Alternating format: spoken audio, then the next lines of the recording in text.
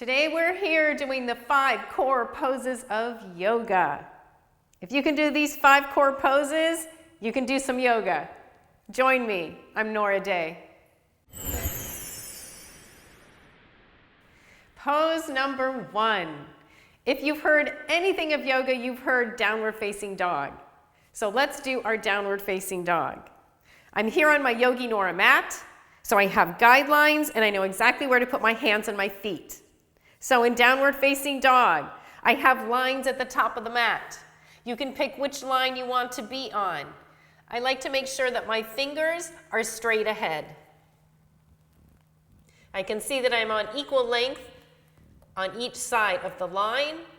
So one hand's not way over here. I'm trying to release symmetry in my hands with the center line, and I have this top line across. As I look back at my feet, I'm paralleling my feet, and again, I have equal distance between that center line. As I sit here in downward facing dog, I want to lean my chest back towards my thighs. I want to drop my head, ideally straight legs, heels down. And the more you can lift your bum, the more you feel that stretch in your hamstrings. Straight legs, straight arms, drop your head, take a few breaths, and you're now doing your downward facing dog. Pose number 2.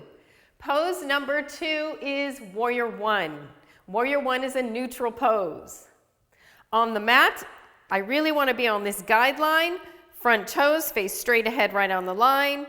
Back foot, I want my heel intersecting that line. So my heel is right on the line. As I turn my body forward, I'm getting neutral in my ribs, neutral in my belly button, neutral in my chest. I raise the arms, I look straight ahead, and I'm in Warrior 1 pose. The deeper you bend, the more you're sitting in the pose. Leaning forward is not great. You want to lean that stomach back, peel away, sit straight down. If you have more balance, you look straight up. Look at your thumbs. Pose number 3 is Warrior 2 pose. Warrior 2 pose is an externally rotated pose. It's an opening pose.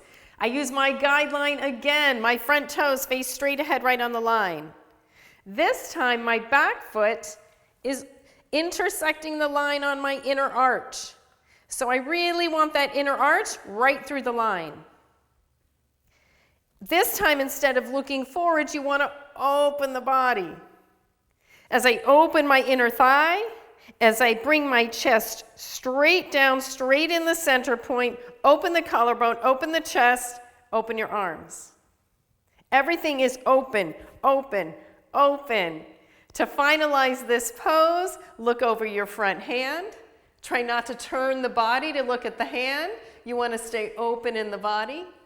A little trick I use in Warrior 2, I can look at my back hand first, because then I'm turning this way. I want to turn more that way, because when I turn my head, I want to keep my ribs open. I want to keep my front inner thigh open. I'm just turning my head. Warrior 2 pose. Pose number 4 is triangle pose, another externally rotated pose. So again, front foot straight ahead on this front line.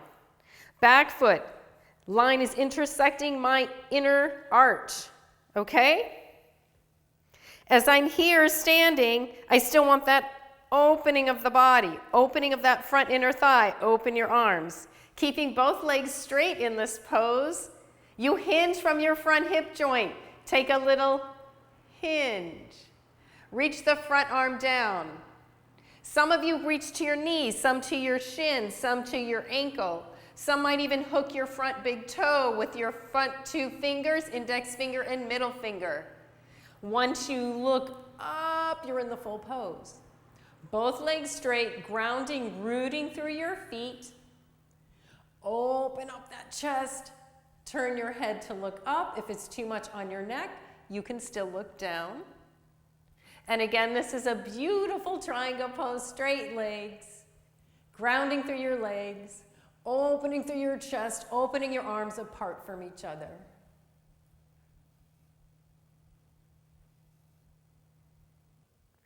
Pose number 5 is a seated pose. Ideally, we're doing all these poses so we come to a seated, quiet meditation space. So sitting is actually a pose. So as we sit, we can either sit with our feet apart from each other, knees apart, and we can sit. If you have more flexibility, you start moving into half lotus. Half lotus, you bring one foot into your hip crease. Traditionally, in half lotus, you always bring your right foot in first. But if you want to stay balanced in your body, once in a while, take that left foot in your hip crease first, so you have balance and symmetry in both legs and both hips.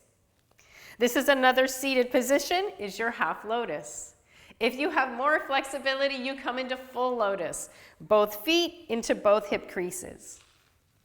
And as you sit, you are grounding. Ideally in full lotus, your knees are on the ground. You sit up in the front body. This is like your carriage in the top. Your ribs are holding the body up. Arms are open. If you like Yana Mudra, your thumb and index finger are together, resting on your knees. Instead of tilting the chin up, chin is either parallel to the earth or slightly tilted down. In our seated meditation, all you have to do is breathe in and out.